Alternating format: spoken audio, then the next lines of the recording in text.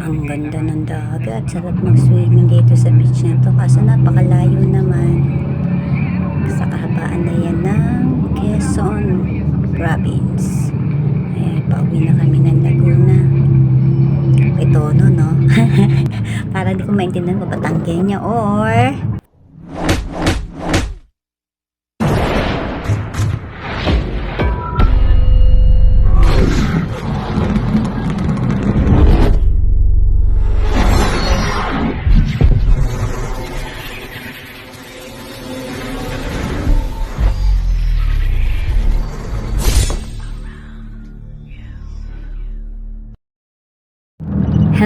hello, ayan.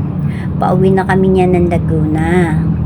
At gusto kong samantalahin ng video ng views.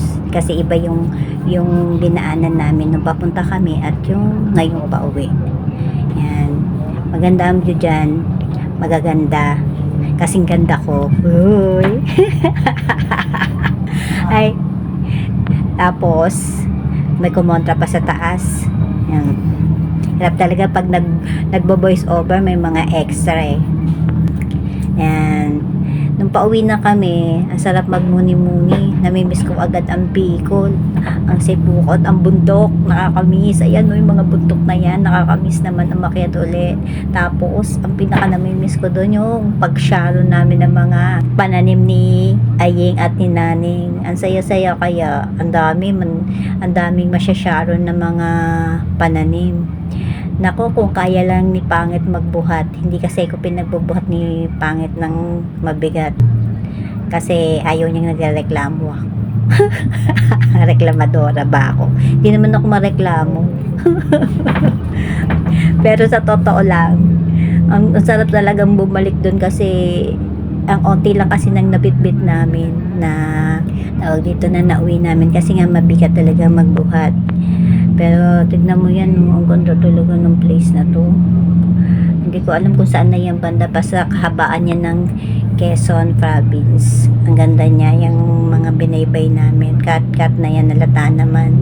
Tapos, yun nga, nakakamiss ang Bicol. Nakakamiss. Kailan kaya uli kami babalik? Parang gusto kong balikan yung Manini Aying. Kasi, katutubo pa lang nung pumunta kami dun eh, 'di ba? Nakita nyo naman katutubo pa lang ng mani, tapos yung gabi din katatanim pa lang, pero yung mais marami pa yun. Sure ako pagbalik namin dun meron pa ring mais kasi continuous yung pagtatanim nila Aying ng mais, lalo na hindi naman ganun ka maulan, or kahit maulan or mainit okay doon kasi nga bundok. Tapos yung kamote nila continuous din yung pagtatanim nila. Tapos saka yung ibang mga tanim pa na kung ano-anong nandoon. Ang sarap balik-balikan talaga. Siguro pag bubalik kami doon talaga ni Pangit, sana mag-stay kami kahit 1 week. Mas siguro pwede ko mag-araw-araw pumunta doon sa bundok. Manawa ako. Gusto ko mapil sanang matulog doon sa bukid.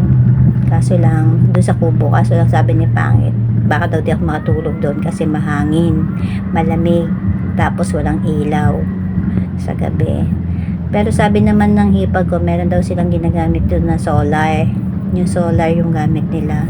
Kaya may ilaw naman daw sila kasi natutulog sila doon minsan pag makasagsagan ng pag-ani nila ng mga pananim nila, doon na rin sila natutulog pag inaabot sila ng alanganing oras.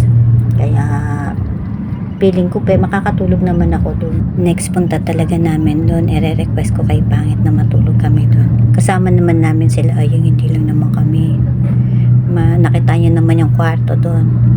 Kasya kami doon kahit ilan kami. Siksikan. Pwede na yun. Basta ma-experience ko lang makatulog doon sa kubo. Parang ang sarap naman kasi sa pakiramdam pagising mo. Yun ang mabubungaran mo. Yung bukid, tahimik, diba? Tapos yung pag magsasaing ka sa kahoy, yun ang mabubungaran mo sa umaga, diba? Bukid ang feel Hindi para tayong nasa malayo sa kabihasnan, tapos yung saglit ba makakalimutan natin yung mga makabagong teknolohiya ngayon. Pero lang may cellphone tayo, di ba? Yun lang. Parang gusto ko lang kasi balikan noon yung gano'n. Parang ang walang ka-stress, di ba? Mega love shout out sa aking YT family, lalo na sa Advocate family, Mami G at si Janan family, Kat, Ma'am Kat, Jenny, G, Team Effort, Michi Tiger Field, Sherlyn Medrano, Tito Noise Vlog, mega love shout out Tito Noise. Sino pa ba? Love and Care, Ma'am Marites Umlas, mega love shout out po sa inyo. Nora Balbastro Vlog, mega love shout out. KTT CEO. Eto ang iyong model. Ay, model nga ba ako? Basta yun. Ay, yan. Tara dito sa panoorin natin tong magagandang tanawin na minsan lang nating makikita pag tayo uuwi ng Bicol. Alam ko nakita nyo na to kasi ito rin ang inyong dinaanan nung pumunta kayo ng Daet Camarines Sur. Camarines Sur pa nga pala yung Daet. Madadaanan nyo yung lugar ng ng mga biyanan ko papuntang Daet kasi dadaan kayo ng Sipukot. Dun sila. Kaya medyo parehas yung way nyo papunta. Nung pumunta kayo ng Bicol pala nila Ma'am Marites. Ayun, saka ay, sila nanay, namimiss ko sila nanay. Sana lagi silang okay. Si tatay na medyo pasaway kay nanay.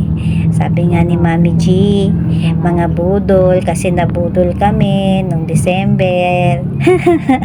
Pero okay lang, sadyang na-miss talaga namin sila.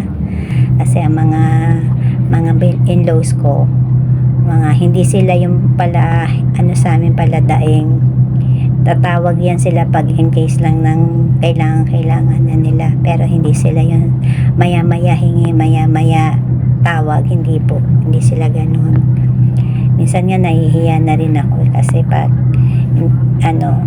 hindi sila namin madalas mapadalhan kasi sakto lang yung namin sa mga bata, pero hindi sila nagrereklamo.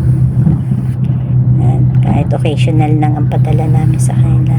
Kaya nga yung umuwi kami, naglaan talaga ng budget si Pangit para sa kanila, which is hindi ko naman talaga yun kasi talagang gusto kong mapasaya ni Pangit yung niya, mga magulang niya, pati yung mga kapatid niya nandoon, kasi alam namin yung sitwasyon ng buhay nila doon. Hindi naman talaga ganun talagang nakatutok sila lang sa bukid, dun sa bahay. Tapos bukod doon, mga hindi sila palaluwas. Kasi ayun nga, gusto ko nga siyang dalhin dito kaso sadyang hindi niya maiiwan yung bukid nila, mas lalo ngayon kasi malaki na ang gasto sa pag-aaral ng mga bata. Pero yung si Monique, yung anak niyang babae, gusto rin magbakasyon dito sa amin. Naku, maboboring yata yung batang yun dito kasi paniganto lang, hindi sanay sa makikita niya katulad dun sa Bicol. Pero okay lang, banding lang sa mga pinsan niya. Pag gusto niya, so papapuntahin namin siya dito sa amin. Papasyal din namin siya. Yun lang, namimiss ko talaga bumalik doon, lalo na yung mga pananim ni Ayin. Gustong gusto ko talaga balikan yung mani niya. Di, hindi lang ikaw ang may mani, si Aying din may mani. Kaya yun, babalikan ko talaga yung mga mani Malalaki na yun, may bunga na yun sigurado. Kung pag pumunta kami uli dun may manik pa. Pero kung wala man, okay lang. Kung ano lang madatnan namin dun, sapat na yun. Pero yung kakao dun, sigurado laging meron. Favorite ko yung kakao eh. Tawan-tawa ako nung mahinog kapag uwi ako ng kakao. Diba? Kaya gagawin ko chocolate milk yun. Itatry ko first time na sana magawa ko.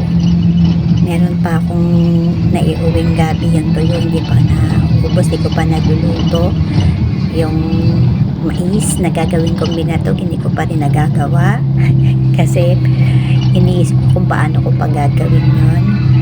At saka kung ano-ano pang naiuwi ko, naubos na yung mais, naubos na yung kamote dahil sa hindi siya pwedeng patagalin. Kaya ang nandito na lang yung buto ng kakao. Yung buto ng kakao, yung mais, yung okra. Yan. Tapos meron pa pala yung pansit bato pala yun. Meron pa. Dala ni Iking. Tapos pinadala din sa amin ni nanay kasi hindi daw sila mahilig doon. Kaya yun. Kami na nagdala. Pinadala sa amin ni nati sa amin kay ate rin yata. Hindi ko alam, basta pinadala sa amin ni nanay. Tapos yung ibus, mabilis na naubos. Yan. Sana next time na makauwi kami doon, mahaba-haba naman. So, ayun lang. Maraming salamat sa inyong lahat sa matyagang pakikinig sa aking kwentong Bicol ng aking mga in-laws. Maraming salamat sa inyong lahat. At thank you. Don't forget to like and subscribe. Cherry Papoy's Adventure. Bye-bye! Mwah! Gabi. Pansik pa to. Mais. Kakao. Kamote.